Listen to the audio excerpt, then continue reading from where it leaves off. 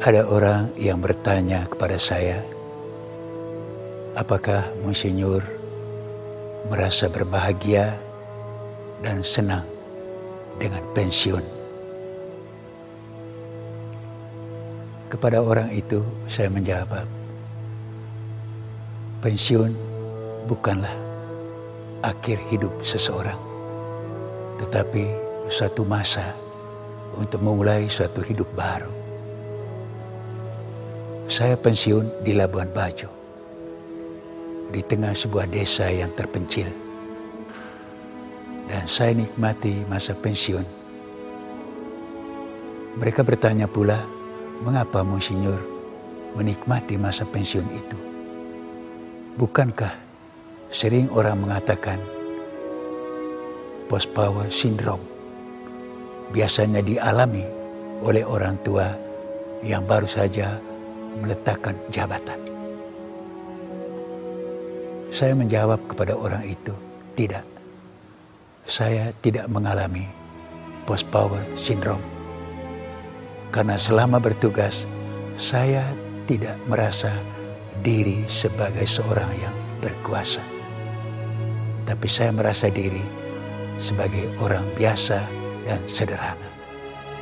Saya mulai menjadi pastor tahun 67.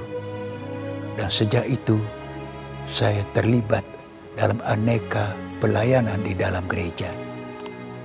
Nah, tugas itu saya laksanakan 2 periode. Saya memperjuangkan ke Roma supaya persaudaraan Fransiskan di Indonesia ditingkatkan menjadi provinsi. Dan saya menjadi provinsial pertama. Selama menjadi uskup, orang bertanya juga, bagaimana Bapak Uskup merasa waktu jadi uskup Bogor? Saya memang mendapat tugas sebagai uskup itu di luar perencanaan saya sama sekali. Nah, pada tahun 2007 saya merayakan 40 tahun imamat saya. Sejak saat itulah saya memikirkan mengenai pensiun. Karena kitab suci mengatakan umur manusia 70, kalau kuat 80. Maka sebagai manusia yang lemah, saya pikir satu waktu mau tidak mau saya harus lengser. Maka rencana untuk pensiun datangnya tidak tiba-tiba. Tapi saya sudah pikirkan secara matang dan melibatkan banyak orang. Sehingga kalau mereka bertanya, apakah Bapak Uskup mengalami post-power syndrome? Tidak, karena saya menikmati masa pensiun. Apa yang menjadi cita-cita saya selama masa pensiun?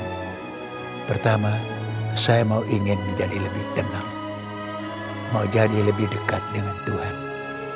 Karena itu saya memilih tempat pensiun di tempat yang terpencil, tidak ada penerangan, tidak ada jalan, hanya ada sebidang tanah yang saya olah bersama dengan anak-anak untuk menjadi tempat tinggal saya. Jadi selama pensiun itu saya ingin hidup ini tidak berhenti, tidak ada stagnasi. Pelayanan itu masih saya jalankan dan saya nikmati juga. Saya mengatakan, marilah kita nikmati hidup ini dengan rasa gembira. Karena pendiri ordo saya menawarkan kepada umat manusia, apalagi kepada kami para pengikutnya, supaya selalu bergembira dalam Tuhan. Sehingga saya tidak merasa beban sedikit pun, meskipun kehidupan ekonomi sudah berubah. Karena saya mempunyai prinsip untuk mandiri, maka bekerja di kebun adalah bagian dari hidup saya. Kami di Labuan Bajo itu mempunyai kapel. Orang bertanya, untuk apa kapel itu? Tujuan saya adalah ada banyak umat yang akan datang minta bimbingan rohani, retret. Untuk itulah saya akan memanfaatkan kapel itu. Saya kira sebagai sedikit renungan untuk masa pensiun yang saya hadapi ini saya sampaikan kepada pemirsa ataupun pendengar. Tiap sore saya memandang kepada matahari terbenam, sunset. Untuk di kawasan tempat tinggal saya, Labuan Bajo, itu sangat indah dan sangat mengagumkan. Hidup saya adalah menuju hari senja. Cita-cita saya agar sunset itu indah bagi orang lain.